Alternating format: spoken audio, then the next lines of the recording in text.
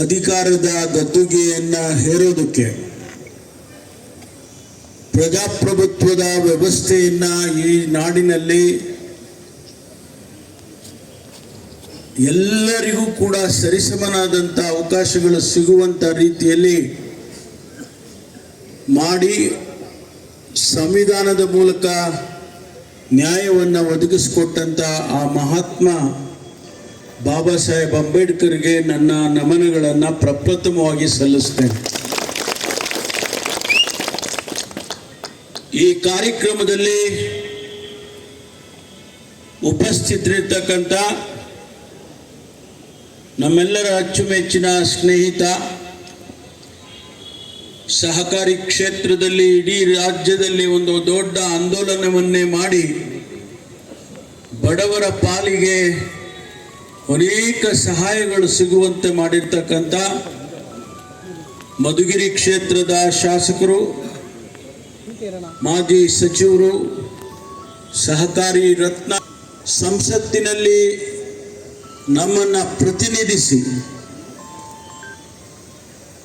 ವಿಶ್ವಸಂಸ್ಥೆಯಲ್ಲಿ ಭಾಷಣವನ್ನು ಮಾಡಿದರ ಮೂಲಕ ಅಲ್ಲಿಯೂ ನಮ್ಮನ್ನು ಪ್ರತಿನಿಧಿಸಿದ್ರು.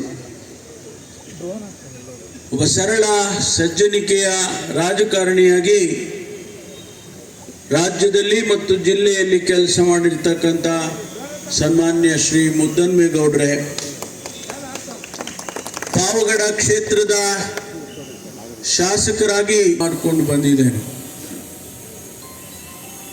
ಒಂದು ಇಂಚು ಈ ಕಡೆ ಆ ಕಡೆ ಅಳ್ಳಾಡಿಲ್ಲ ನಾವು. ಎಷ್ಟೇ ಪ್ರಯತ್ನಗಳು, ಎಷ್ಟೇ ಒತ್ತಡಗಳು ಅನೇಕ ಸಂದರ್ಭದಲ್ಲಿ ಬಂದಾಗ್ಯೂ ಕೂಡ ನಾನು ಕಾಂಗ್ರೆಸ್ ಪಕ್ಷದ ಬದ್ಧತೆಯನ್ನು,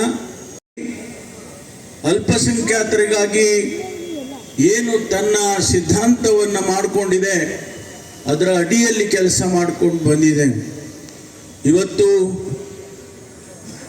ನಮ್ಮ ವರಿಷ್ಠರು ಸನ್ಮಾನ್ಯ ಮಲ್ಲಿಕಾರ್ಜುನ್ ಖರ್ಗೆ ಅವರು, ನಮ್ಮ AICC ಅಧ್ಯಕ್ಷರು ಶ್ರೀಮತಿ ಸೋನಿಯಾ ಗಾಂಧೀಜಿಯವರು, ರಾಹುಲ್ ಗಾಂಧೀಜಿಯವರು ಮತ್ತು ನಮ್ಮ ಸುರ್ಜಿವಾಲಾ ಮತ್ತು ವೇಣುಗೋಪಾಲ್ ಅವರು ಪ್ರಧಾನ ಕಾರ್ಯದರ್ಶಿಗಳು, ಅವರಿಗೆ ನಾನು ಆಭಾರಿಯಾಗಿದ್ದೇನೆ.